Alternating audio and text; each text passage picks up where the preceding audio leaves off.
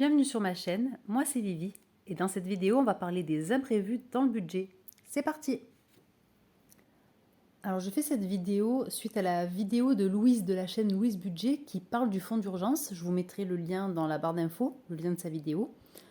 Elle y explique que selon les experts, le fonds d'urgence devrait correspondre à un certain nombre de mois d'avance dans le budget.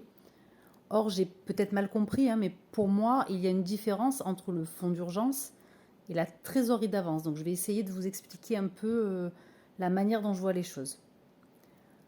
Donc personnellement, j'ai 3 enveloppes. Une pour les imprévus, une pour le fonds d'urgence et une pour le mois d'avance. Donc la première, l'enveloppe imprévue, elle me permet de pallier à une dépense imprévue, non urgente et non obligatoire. Par exemple, une invitation à sortir, un achat de graines pour le potager, l'achat d'un costume pour un spectacle. Tout ça, ce n'était pas prévu et ça rentre dans cette enveloppe.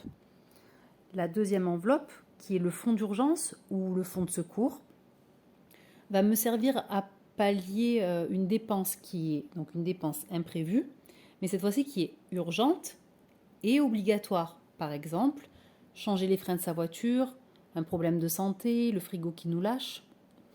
Et enfin, la dernière enveloppe, le mois d'avance, qu'on peut appeler aussi trésorerie d'avance.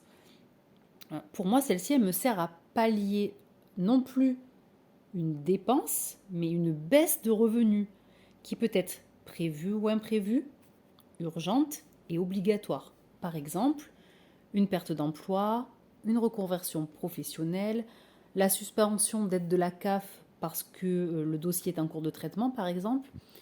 Je vais essayer de vous donner un exemple un peu plus global pour voir pour que vous compreniez mieux. Vous démissionnez de votre emploi, vous avez 4 mois d'avance sur vos dépenses essentielles. C'est super parce que vous êtes vraiment serein face à la perte de votre emploi grâce à cette épargne. Sauf que pendant ces 4 mois, le frigo vous lâche et en plus, votre enfant est invité à 2 anniversaires. Alors, quand on a un esprit un peu souple, je pense qu'on s'accommodera du fait d'avoir une seule épargne.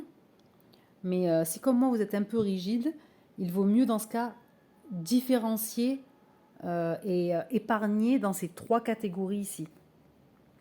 Voilà, dites-moi ce que vous en pensez, comment vous voyez le fonds d'urgence ou la trésorerie d'avance ou les imprévus. N'hésitez pas à me dire ce que vous en pensez dans les commentaires. À bientôt!